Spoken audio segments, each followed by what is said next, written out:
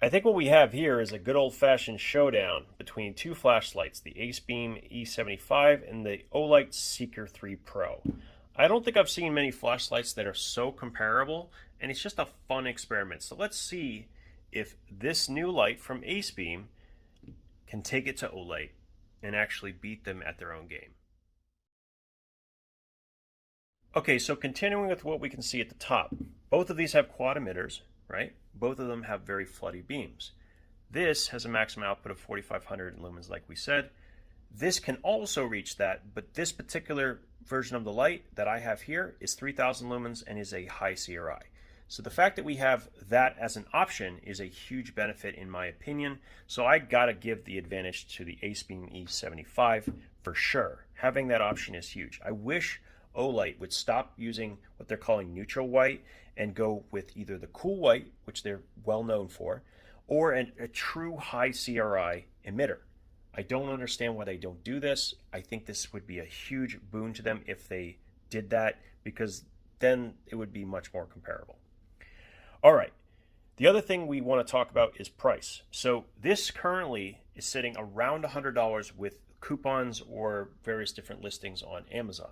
Whereas you can get this for about $135, $140, but is regularly on sale on Olight, so you just have to keep an eye out. I would call it pretty much a wash. When these are on sale, it's equal to approximately $100, so I think that's about the same. Now, both of them also use a 5,000 milliamp hour battery in the 21700 variety, and but one of them, the Seeker 3 Pro, that's a proprietary battery. It is not replaceable by any other 21700, but the Acebeam can use any 21700 battery.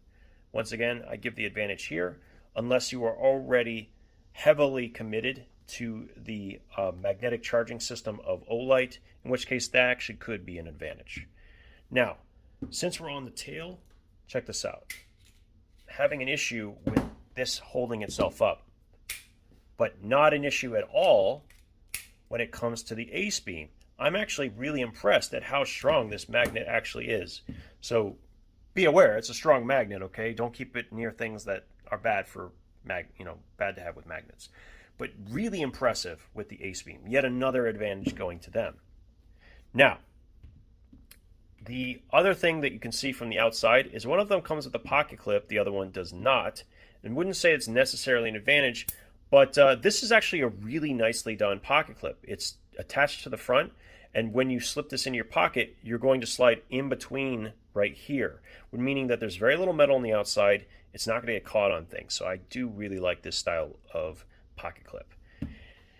I got to tell you, the one thing that Acebeam wins on, for me at least, is the button. So in order to turn on the Seeker 3 Pro, I have to rotate the dial, and then I can turn it on. It's sort of a safety feature so that you don't accidentally turn it on when you don't mean to. It also indicates both battery and output amount. So if I click here, you can see, and I can rotate up to go higher. See, like that? And the other thing is, if I'm using this, I actually have a continuous output from 5 lumens all the way up. So I do have some variety that I can play with the Seeker 3 Pro. I'm not sure it's necessary though. I think it's just an added thing that really just feels like something that can break personally. I much prefer the simplicity of this button, and I like that even when it's off, I can double press to go straight to turbo.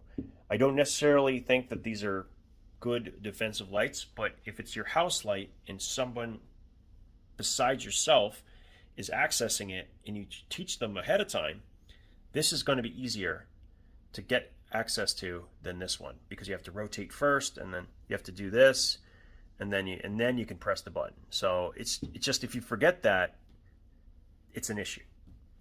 Now, this is where the Olight kind of starts to take the reins a little bit.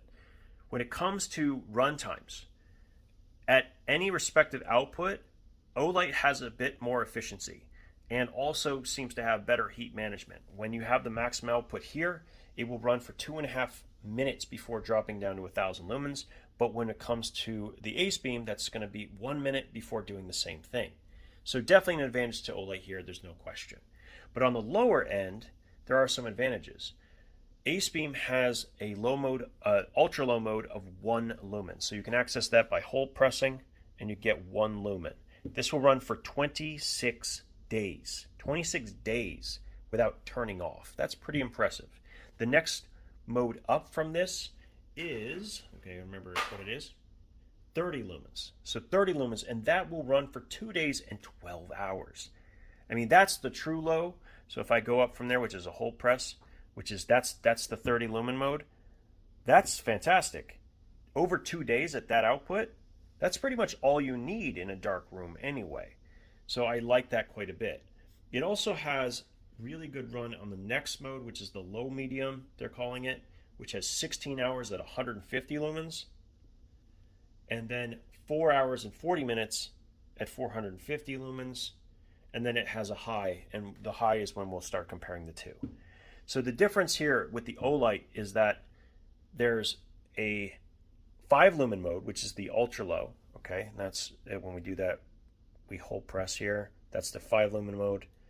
And then it goes from there to 55 lumens, and then it like 300 lumens. So there's more high modes with this, whereas this has 150, it has 30, and it has 1. So I like it. I like this one better for the low modes, and I like this one better for the high modes, where the efficiency really shows itself.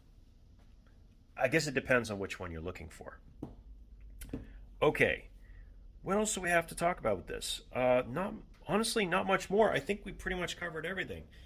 I would say right now the Acebeam has a pretty clear advantage. I don't even usually use the Seeker 3 Pro. It's not one that I have on me at pretty much at any point. It's something I leave in a drawer.